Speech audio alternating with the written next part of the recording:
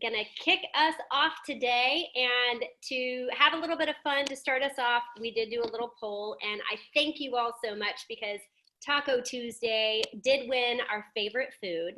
And with that, we do have tacos coming to the house at 7 o'clock. So that's my reward here today. We hope you guys are safe and healthy and happy, and are so glad you're here today. So to kick us off, we are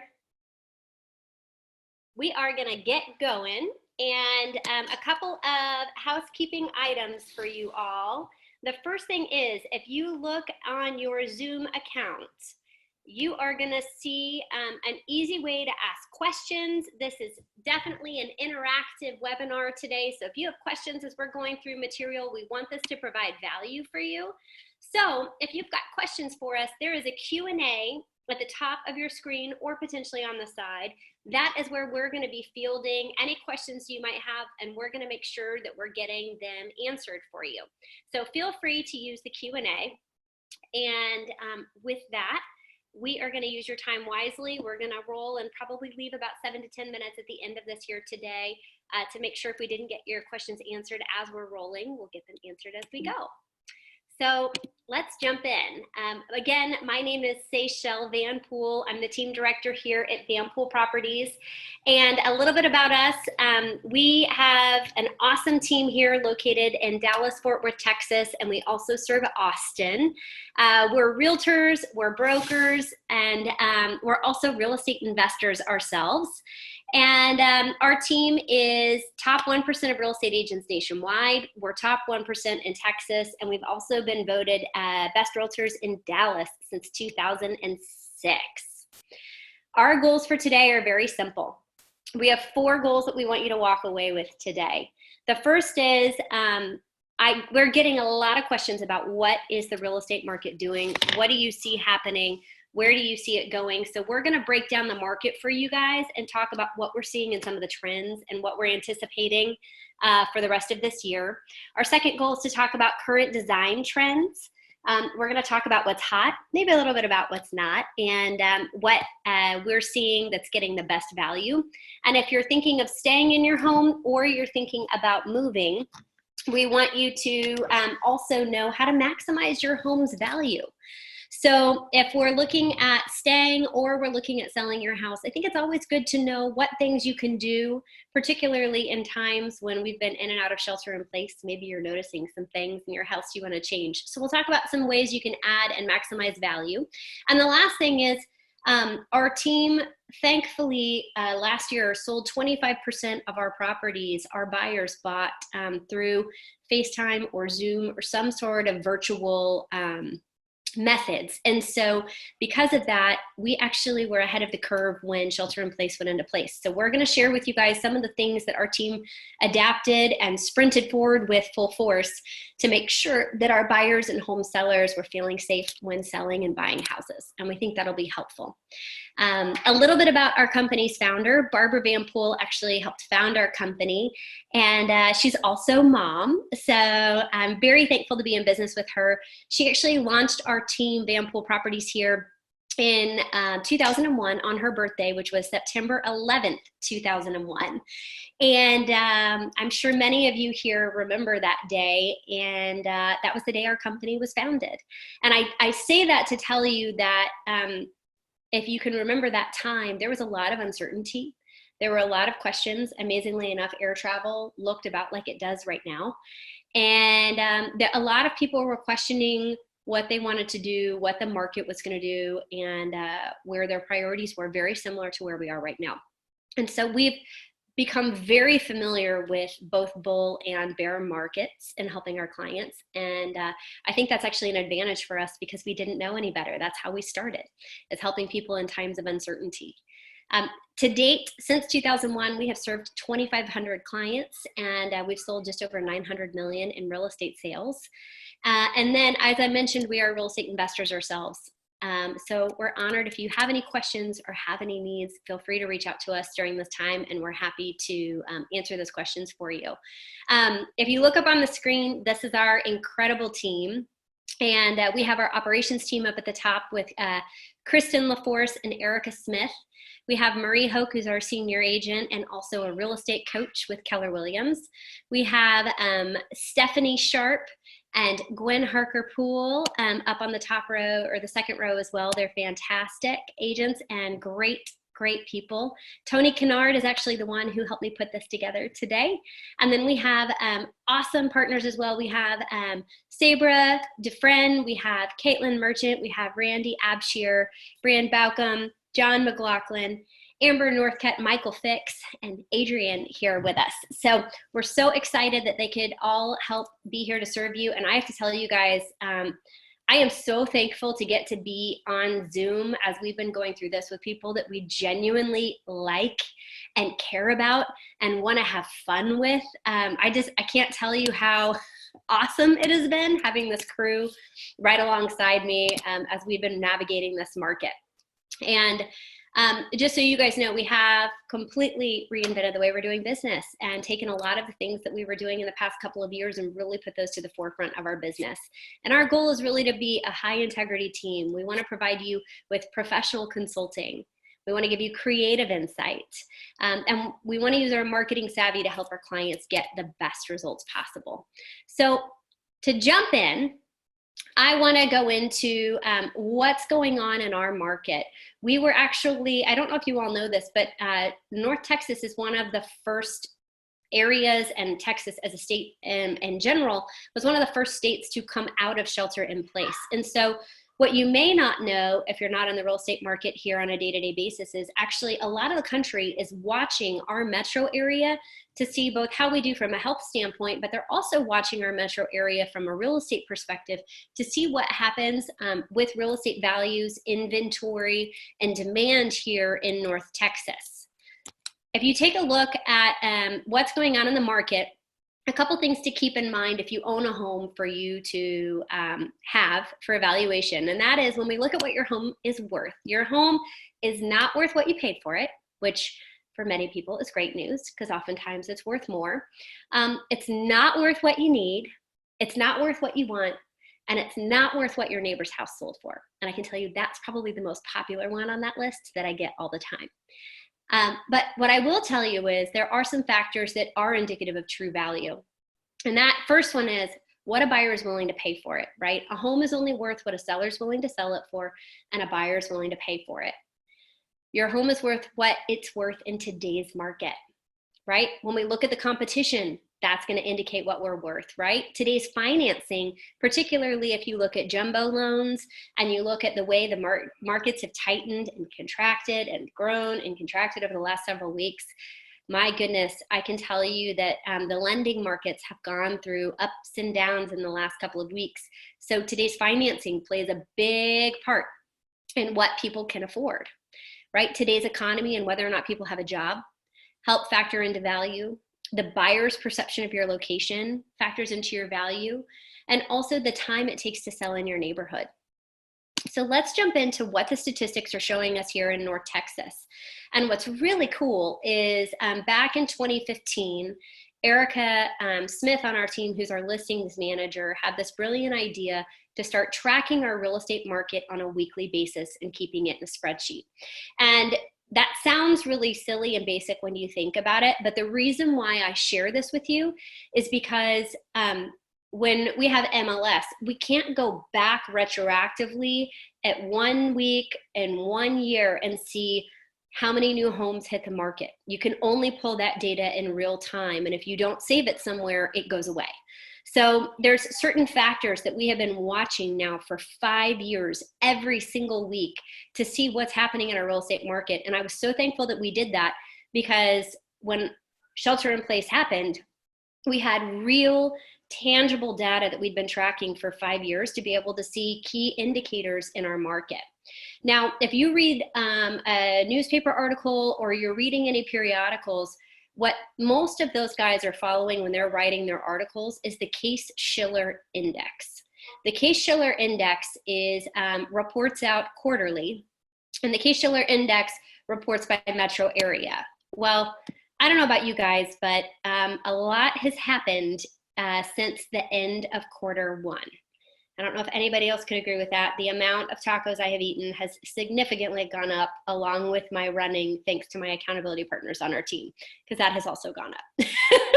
But we have changed a lot, right? Many of our lives don't look the same as they did at the end of Q1. And so I mention that because a lot of our newspapers and a lot of our periodicals are running anywhere from 30, 60, 90 days behind the real time of what's happening in our market. So what you're seeing on the screen here is real-time data of what's actually happening in our market.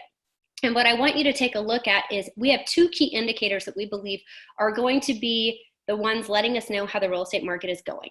The first one is, if you take a look, this is our homes going under contract. If we watch the sold data, right? If any of you have sold or bought a home before, sold means that a buyer puts a home under contract and then 30 to 45 days later, they close on their house. Well, that will tell us when it sells, right? And is a sold comp, that will tell us what a buyer was willing to pay for it 30 to 45 days ago. That's not going to tell us what they're willing to pay today. So when we watch the under contract data, that tells us what buyers are willing to do in the market right now. So since we've been tracking this for so long, I want you to take a look here because you can actually see on the screen, January, we were running 7% ahead in the red line. We were running 7% ahead of 2019's under contract numbers, right? Then we go into February, we're actually still running ahead. And then what happens, right? Shelter in place happens mid-March, and we can see the contracts, right, drop compared to 2019, and you can see them drop further in April. And what's interesting though is we don't see this drop where it goes to zero. What we see is that on a monthly basis, these numbers are going, instead of above the 20,000 mark, right, we're sitting at 18,000 and down at 14,000 homes going under contract. That's still a really large number when you think about how many buyers were still willing to write contracts on homes during that time. But here is the really important thing that I want you to see as we go into May.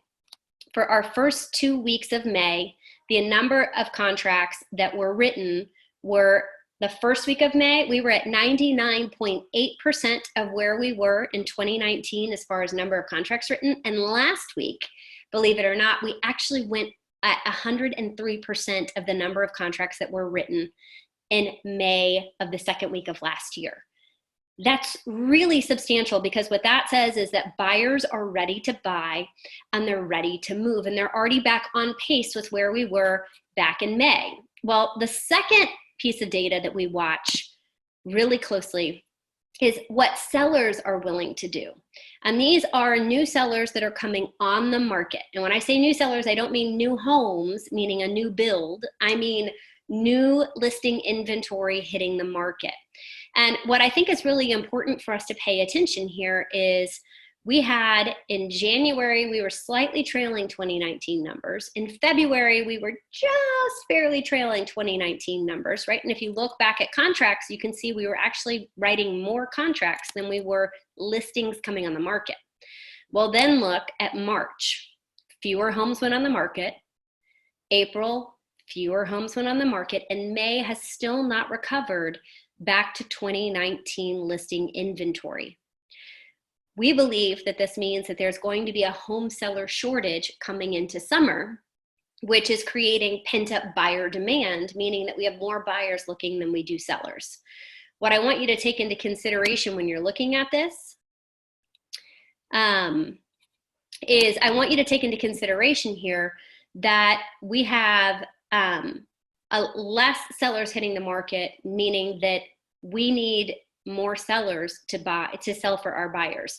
Patty had a great question, which is, she said, are the under contract numbers the only numbers you've been collecting for 5 years? The numbers we've been collecting, Patty, are active full inventory on the market. So the number of total homes on the market. We've been watching homes that go under contract on a weekly basis also. We've been tracking sold. We've been tracking pending. We've been tracking new listings on the market, under contract, and then we also track the people that tried to sell that didn't succeed, which is canceled, expireds, and temporarily off the market. So we pretty much have been tracking every single status that our MLS could give on a weekly basis for the last 5 years. And as far as we're aware, we're one of the only groups here in North Texas that's actually tracking this data. So it's been really helpful. We've actually been contributors for the Dallas Morning News and also the Wall Street Journal because we track the data this way. So what does this look like for us, right? We have a shortage of home sellers coming on the market, and at the same time, we have pent-up buyer demand wanting to purchase.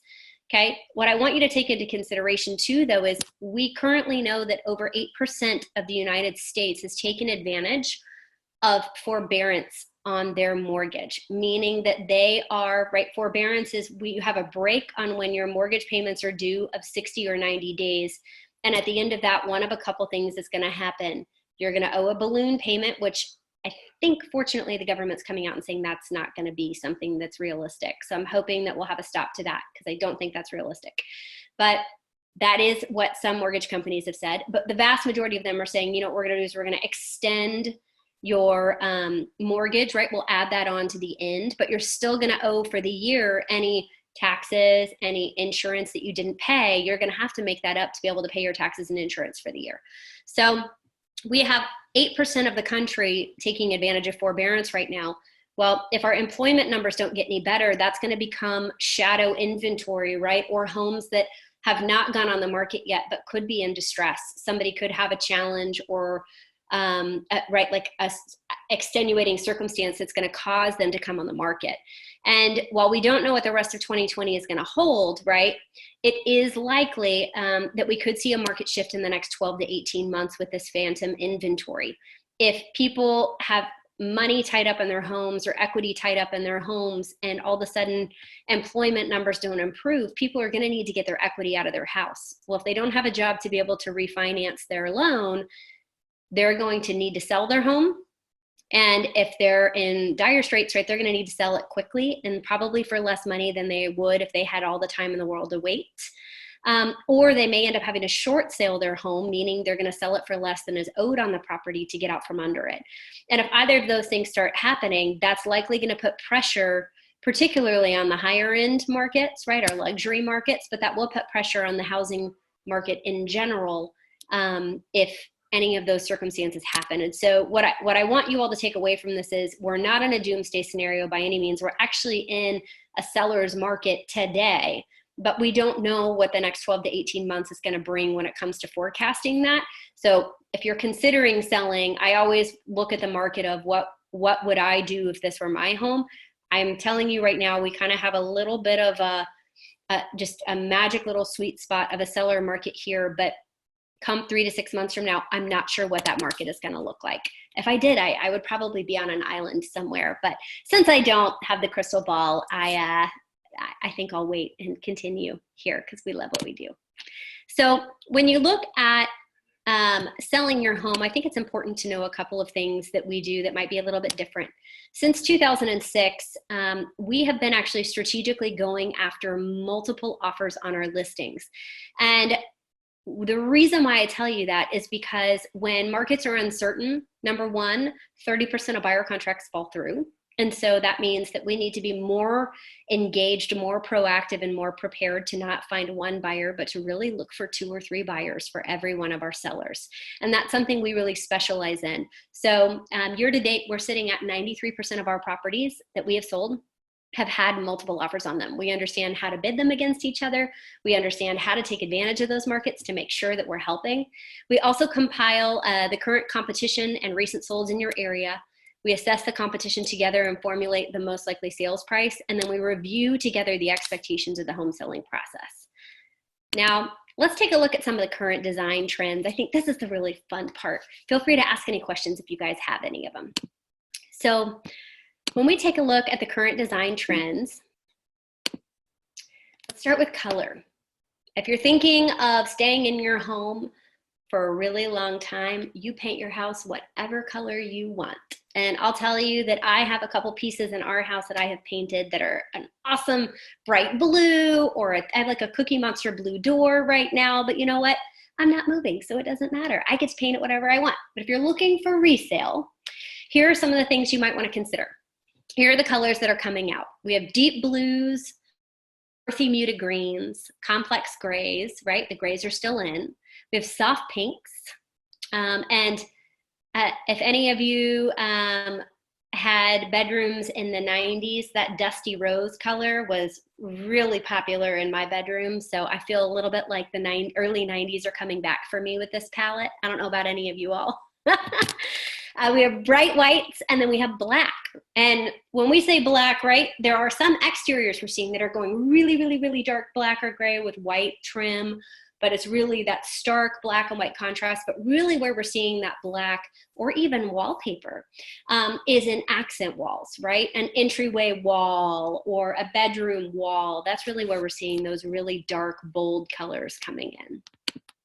When we look at the kitchen trends, white cabinets are still a classic look. And I know for those of you that are wood cabinet lovers, that almost makes you cringe because we're seeing a lot of those beautiful wood cabinets get painted white. But we are seeing, especially on kitchen islands, really beautiful accent colors coming out and a pop of color. And I'm always a fan of character and personality in a house. So I'm loving that we're having color coming out and some really fun accents. Also, we're seeing more non-granite countertops, whether it's quartz or stained concrete, or we're seeing Caesar stone or marble. We're seeing a bunch more different countertop looks that aren't necessarily your traditional granite countertops. We're also seeing standout backsplashes, particularly over the range or the grill. And we're seeing beautiful mosaics. We're seeing honeycomb patterns. We're seeing all sorts of really beautiful, just bright backsplashes. And then also you can see on one of these pictures, so you can see the marble is actually carried up from the countertop all the way up the wall. And that's a really beautiful, almost art statement piece that we're seeing. And then the other thing that we're seeing is statement ranges or hoods. And we're seeing those from anything from distressed wood to stucco to colors to, we're still seeing some of the shiplap coming out as well. So we're seeing all sorts of different ranges. The other thing I want to mention to you on appliances that we've seen that's become really popular is, instead of the gas, you know, like the gas range being a favorite among cooks, I've actually had a couple of chefs recently that have been looking for induction ovens, which is that electric heating mechanism, but it heats evenly like gas would, but it has less of the burn risk with kids' hands. So induction ranges are something that are becoming really popular as well. And if you're looking for appliances, might be something to consider if you don't have gas lines running into your kitchen. Now, when we look at the living room trends, something that I really love is a beautiful ceiling accent. We're seeing a lot more character in ceiling treatments. We're seeing tray ceilings now get distressed wood added in there, or painted really dark colors, or even one of our sellers put beautiful grass cloth wallpaper in between the tray ceiling beams. And I gotta tell you, it looked fantastic. It looks so beautiful. We're seeing a lot more natural materials and textures coming in. We're also seeing more light, more brightness. We're seeing people add windows in houses, particularly if your home faces north-south. I personally live in a north-south facing home myself, and I know that we can lack natural light. While it's great for energy efficiency here in Texas, not facing east-west, what it doesn't give you as much of is natural light. So we're even seeing sellers go in and put what they call moonlights in, or even skylights and showers now, to give that essence of natural light through the home. We're also seeing a lot of natural plants. So for all of you that are horticulture fans, we're seeing a lot more fake plants out, real plants in, which I love, because that's also great for our oxygen and our breathing, which we all need. And then also we're just seeing a lot more of that Scandinavian furniture look. We're seeing it from clean lines to minimalist look to thinner tables to squared off edges. And we're seeing a lot of that coming in. One thing I want you to think about too is, if you're thinking of staying in your home, or you're thinking of freshening up your look, but you're not looking to refurnish, we'd be happy to talk to any of you all if you want about engaging one of our awesome designers that also do staging for us. I know for me personally, I've done a couple of virtual consultations with them, and I'll walk through our house, and we'll take some of our pieces that we currently have that we like and want to keep, and they'll help us come up with ideas of furniture that might update the room or make it feel fresher without having to refurnish an entire room. So if that's something that would be helpful, feel free to shoot us a note after this, or write us a little private message, and we'll be happy to get you connected up with them. Now, when we look at bedroom trends, the quality and texture of the textile is really where it's at. We're a lot less about pattern on bedding right now, and a lot more about a muted texture, and clean, right? We're still hearing those clean lines. And so what we're seeing a lot more of is upholstered headboards, or even like you can see in the bottom right, that was one of the builders that we worked with. They do a beautiful job, 3939 Homes. And in a lot of their houses, they're putting up really pretty accent walls to where you can have a very simple bed frame that actually joins it, because you have this great statement wall leading up to it. Caitlin on our team is also an artist, and I know one thing I love is a really big art piece. And so it's like I always am looking at her art going, I want one of her pieces over our master bed. But if you see, you've got these really big statement pieces here, and I think it would be really neat to incorporate larger art pieces into your bedroom. It makes it feel bigger, right? And it makes it feel a lot more open than if you have a bunch of little art in a room. And then statement lighting. That's the other place that I think you can really make a splash, especially right now. So if you have outdated ceiling fans or outdated lighting in it, like next to your bed, that's a really easy place that you can take advantage of changing that out, and it totally changes the look of the room.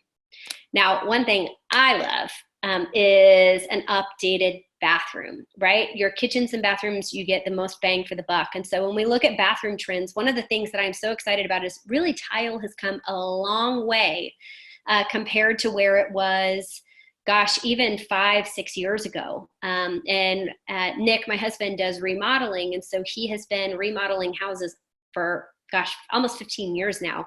And occasionally I'll get to go with him on some of the shopping when we do remodels on our own personal investment properties, and just where porcelain tile has gone and the capabilities they have done from printing on porcelain tile. It looks incredible, but it's also very durable. It's less slippery, and much more cost effective than if you're paying for marble or travertine or slate or something like that. That would be more of a natural stone. So I want you to think about that if you're thinking about doing a bathroom. That's something to really pay attention to. Also, if you see in two of these photos here, you'll see the soaker tub, right? These Kohler style soaker tubs that are freestanding. They're not built into the wall like they used to be, where there was a ledge all the way around it. It was built in. We're seeing a lot more of teak benches. The other thing that we're seeing that's really neat is the enclosed tub shower combo, where they're actually putting the shower glass on the outside of the tub and the shower. And personally, I'm a bath fan, so it gets less cold, I think, when you're in that enclosed space than when you have a tub out in the open. So I think that's a great change up from what we've had from design trends in the past. The other thing I want you to take a look at here are the way the mirrors are done. You would be amazed by just changing out a little hardware, a countertop, some lighting, right, and a mirror, how that can completely transform a bathroom without ever having to touch the tile, the shower, or anything else. And so you can see you've got two different options here that are really neat. You've got one that's the frameless mirror, and they've actually put LED lighting behind it, and then also put LED lighting under the cabinet. If you have the mirror off the wall, it's really easy to run that electrical for that LED lighting. It's relatively inexpensive, and it gives it a really nice pop when you walk into the bathroom. It's also great for makeup. But then the other thing I want you to look at is the framed mirrors. We're going to more minimalist framing, almost even, where you're talking about maybe an inch and a half of frame around the mirrors is becoming really popular as well. And then the other thing that I think is really simple to do in a bathroom that a lot of people don't think about, and John actually on our team mentioned this today, which is the storage, right? With great baskets and like crates, you can actually take all of those toiletries that clutter up your entire bathroom. Having long hair, I always have a problem with that, right? But when you look at that, you can see that you can take something where you have product everywhere and all of a sudden it looks really clean and fabulous by just being able to dump it into your, underneath your sink or underneath your cabinets. Then let's take a look at how we maximize your home value. And if any of you all are considering selling, I want to let you know one of the services that we provide is that we actually come out to our clients' houses all the time and help them plan if they're thinking about selling in the next year. We'll help them plan what makes sense to do, what doesn't. We always believe if you're going to spend money, we want you to get at least $2 back for every $1 you spend. And we'll be really straightforward and honest about what's worth spending energy and time on and what's not. So if any of you all need help with that, please know we are always happy to do that. So let's talk about maximizing your home value. So when you look at your larger projects, right, the kitchens and bathrooms are always going to net you the most investment back. The least worthwhile investment, but probably the most fun is going to be putting in a pool. So if you're thinking of putting in a pool, just understand that you literally are digging a hole in the ground and you are throwing money in it and then you are putting water on top of it. And that is okay because pools bring joy, they bring fun, they bring memories, and you typically are going to get maybe 30 to 50% back of what you put into that pool back out. But you know what though?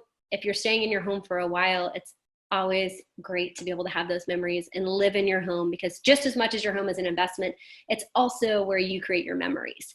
If you are putting money in and you're thinking, I really want bang for the buck, that's where we look at kitchens and bathrooms, especially your master bath. Those are going to be your top choices for renovation. And then even still, I know when we bought our home, it hadn't been, we bought it in 2012, it had not been touched since 1992. And our sellers did amazing things like replacing windows and radiant barrier and the AC units and things like that, that although it doesn't give us a ton of value, we really appreciated it as home buyers.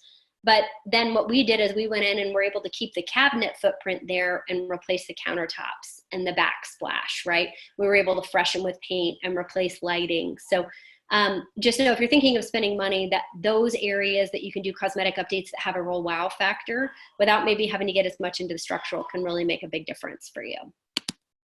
Now, some of the easier things, and this is where I think, especially during in and out of shelter in place right now, is really beneficial. These are some things you can easily do. I know because I've watched YouTube videos on pretty much all of them. And they don't cost a whole lot, and they really make a big difference on curb and eye appeal when somebody is walking into your home. Lighting is the first thing that's really simple. It's relatively easy to put in. Make sure you're safe and turn off the electricity to that area before you go messing with it. I don't want anyone electrocuted off of this webinar, so stay safe. But if you are looking at going in and taking a look at redoing anything, lighting is a great one. Kitchen lighting, LED lights for your home instead of the cans, right, that take up all the energy. Your dining chandelier, and a really easy one too is your ceiling fans. If you've got the 4 light kit ceiling fans, replacing that with some ceiling fans from Wayfair or Home Depot or All Modern that are cleaner lines, it's a really easy way to update it. Another one that Stephanie on our team was mentioning, and I thought it was brilliant, right, is cabinet hardware.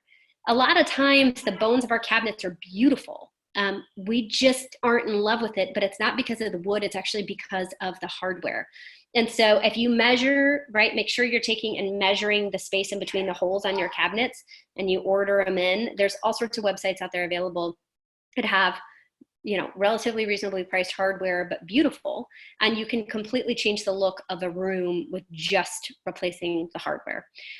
Decluttering is another area. That's something I am personally very passionate about. I love to clean out a good room or a closet. There's just, to me, you can have instant gratification and it just feels great. But decluttering is something that's really a proactive move that you can do. And if you've been staring at something in your house for the last 8 to 10 weeks and you're sick of it and you're not going to use it, it's a perfect opportunity to donate to somebody in need. And then paint. Paint is relatively inexpensive. You can do it yourself if you really want to, and it makes a huge difference. So if we go back, remember to the color selections that we just talked about a little bit ago, that's something that you can take care of as well that changes the way a room feels. And then also just overall cleanliness. I know that sounds silly to say, but as homes sit on the market longer, they actually get like a stale smell. And so when we say overall cleanliness, it's how often are counters being wiped down, how often are air fresheners being changed out. And if your home is on the market, you want a lot less floral and you want a lot more of a neutral scent. We were talking today during our team meeting, but we were talking about, we had one home one time that was on the market. It was about $1.5 million house, and the buyer walked in and it was this incredible home. Like just everything was immaculate, like incredible. And the buyer walked in, and within 2 or 3 days, or 2 or 3 minutes of being in the house, her eyes swelled completely shut. And she wasn't able to see it. And so we felt terrible because we were like, I promise, I know you can't see it, but this house is incredible. But she couldn't see it because the scent was too strong. So if you're thinking of putting your home on the market, less is more, neutral, but just keep the house really clean. And one of our attendees said, oh, this is so neat. Speaking of decluttering, we put a ton in storage when we sold, and wow, our house sold within the first several days it was listed. That is awesome. And yes, I totally agree. Buyers will forgive your garage before they will forgive your house. Now we look at exterior projects. There are some things that really can make a big difference. Again, and there's things if you want to hire it out, right? They are not having to come into your home at this point, which is easy to do. Landscaping. I'm actually amazed every time we get our windows professionally cleaned, what a difference it makes on our house. I think that's something, if you're considering doing that, that's a huge win. Power washing your exterior surfaces, you can rent those easily from Home Depot. And they make a huge difference on power washing driveways, walkways, patios, cleaning out your HVAC units, trimming your trees back from the roof. And remember too, we always say, like, if a buyer were to walk into your home, or if you're staying in your house, right, your neighbor were to walk into your house, most of us enter through the back door.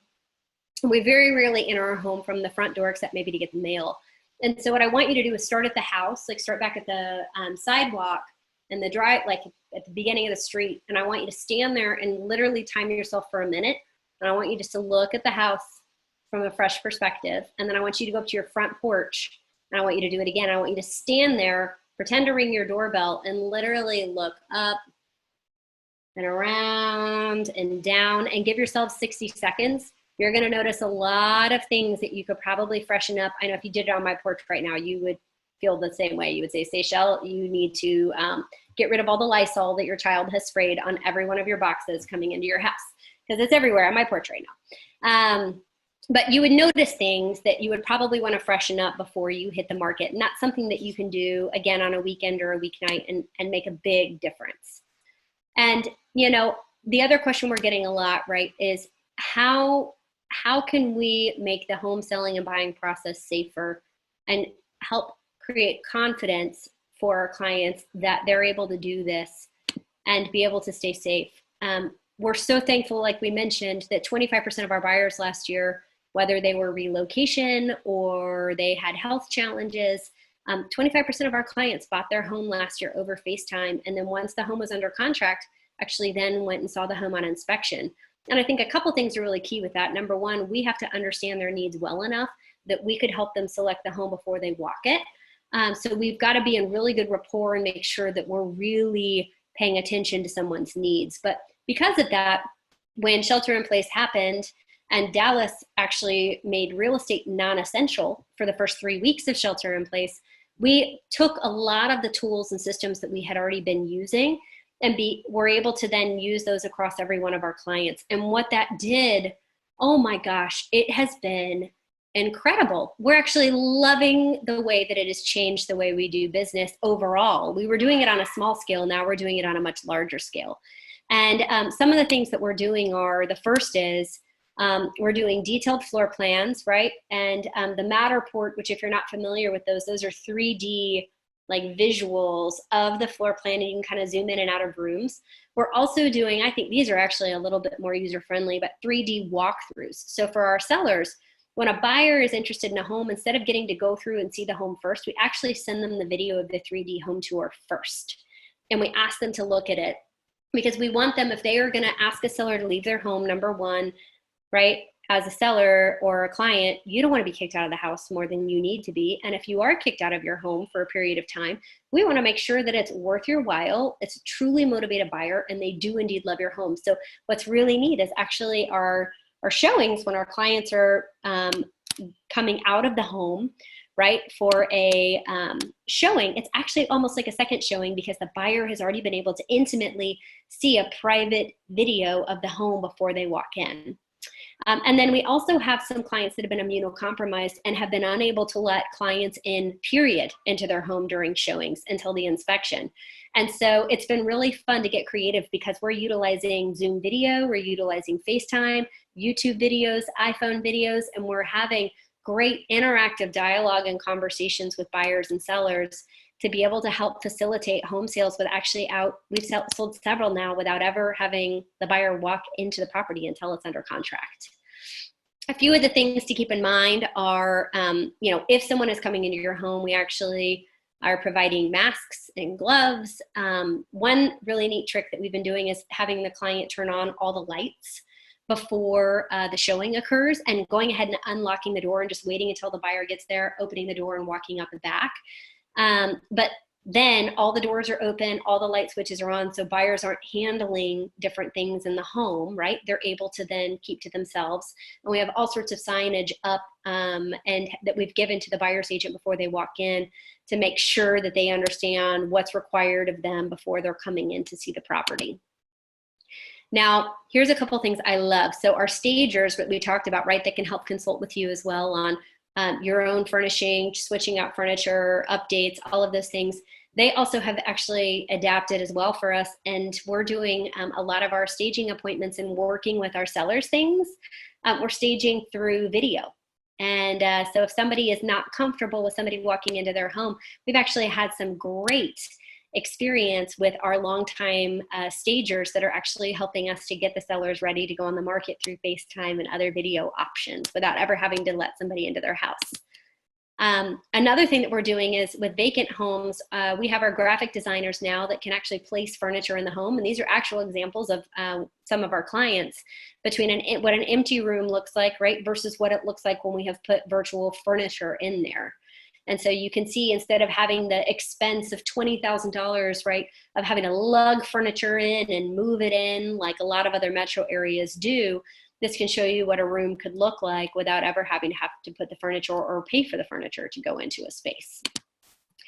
This is probably one of my most passionate points, which is photography. This is actually a house that hit the market yesterday. On the left side of your screen, you can see the photos that the previous real estate agent took with their iPhone. And you can see on the right, the same kitchen, the same front that our photographer took with our triple exposure. And you can see what a difference. They literally made no changes to the house. This is just the actual photography. So it really matters how a home presents because 95% of their buyers start their home search online. And because so many people are literally going to work if they're going into the office and coming home, right? School is not in session. It's not going to be in session this summer. People are shopping online. So how you present your best foot forward really matters. So we're utilizing sunset photography, sunrise photography, drone, aerial, video. We have all sorts of really neat things that we're doing to make sure that that best foot is placed forward so somebody really can get a great feel. And then this is actually Christy Pope. She just moved last week and I figured I would share with you all as well a little experience that she had because she has a young daughter. They were really concerned about letting clients into their home. And we were able to work with them where they had 2 showings on their property, 1 offer, accepted, closed, 0 hiccups. We were able to get them the whole way through the process. So we'll hear from Christy directly.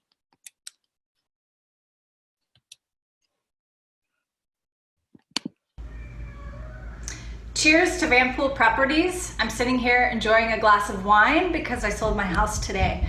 That can be a scary proposition in any climate, but at a world pandemic, and it's very uncertain and very scary.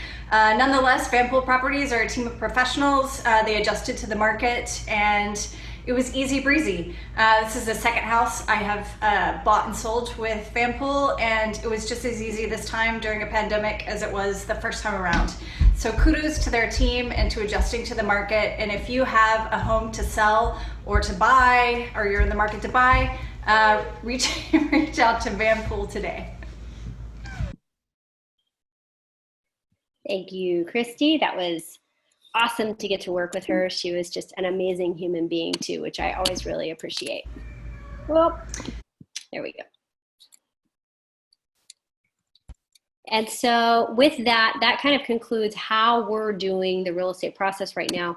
But I know there are probably some questions that might be out there from you guys that we want to make sure we're answering too. And we also want to make sure that we're mindful and respectful of your time. So I promise you, we will be done by 7 o'clock tonight. So I'm going to roll over to the Q&A now and stop my share on the screen so that I can help make sure that we are answering any questions that you might have. So the first one we have is, what if we have a second wave of COVID come through?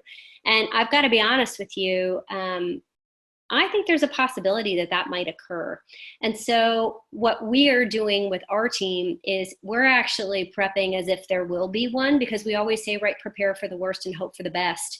And so our business practices are not changing from when we were in shelter in place to when we're not. We are still using safety with PPE and masks. We are still making sure that we are going above board to be as sanitary and safe as possible. And we're utilizing a lot of our marketing via online, networking with other agents, being super proactive to build relationships to garner offers. We're doing all of those to stay in the game. So I think, you know, I've heard a lot of other real estate agents that maybe sell 4 or 5 homes a year that are like, oh, I can't wait for it to get back to normal. And I'm going to be honest, you know, when we sold 288 houses last year. I just don't see it going completely back to normal. And actually, we're excited about that, because this has been an opportunity for us to explore different technology, to improve everything that we're doing, to switch things up, to try new things, to get better results for our clients, to be more efficient and to be more protective. So we're actually excited about it. You know, and we also had another person ask, you know, what if my home doesn't sell? What's next? Well, we work really hard to be hand in hand with our clients. We work to make sure that we are in line with somebody's priorities. And I can tell you, over our long career, we've had very few homes that didn't sell. And in the downturn of the last recession, we did have a couple of clients that originally wanted to sell and then decided instead they wanted to stay because relocation didn't happen or something like that, where their job fell through and they decided not to move. And for us, it's all about the long-term relationship with our clients and making sure that whatever is best for them is what we do. And so we just work hard to make sure that if your priority is not to sell anymore, we're not in the business of forcing anybody to sell their home. You know, once somebody sells their house, what's the best course of action? You know, we're finding that once somebody sells, right, we have to make sure that we are getting professional cleaning done in between the buyer and the seller. And we have all sorts of movers and other resources to help make sure that a home buyer is able to successfully move into a home, but that a seller is able to get out safely. How long does it take to list my home? That's a great question. We can get a home on the market as fast as 24 hours, but if we are actually really looking to market and take advantage of all of the different resources that we want to take advantage of to professionally market a home, I would say probably 5 to 7 days would help us make sure we can get stager, professional photography, all of them pre-marketing done. And so that, I would say, is the best. I'll also tell you right now that our MLS rules changed on May 1st of this year. And so we are no longer able to have really long lead times in which we can pre-market a property. The minute we mention to the public that we have a home that's coming on the market soon, we have to put it in MLS within 24 business hours.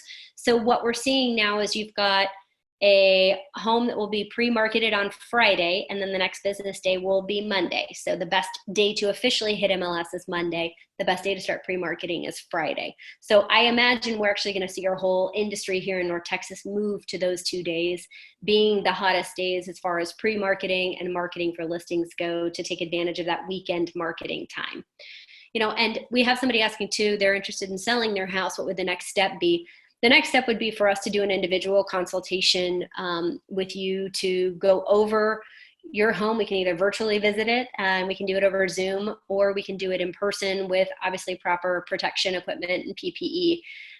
But to take a look at the home and to really go over your priorities, what it is you're wanting, and to make sure that we are looking at the best options for you. We'll look at numbers together, what's successfully selling, go over the marketing plan, and then move forward with your game plan to get on the market. One question we get a lot is, what is the difference between a short sale and a foreclosure? And the best part about that is it's been a long time since we've had to really deal with those words. The bottom of our market was 2011 here in North Texas. So we're almost 10 years away from having to talk about short sales and foreclosures. So we have a whole generation of home buyers and sellers that actually have never even dealt with a foreclosure or a short sale. And so what I would say is a short sale is you're literally selling your home before it is foreclosed, but you are no longer able to make payments on your home and you're in financial hardship. And so the bank will work with you to sell your home short of what is owed to the bank.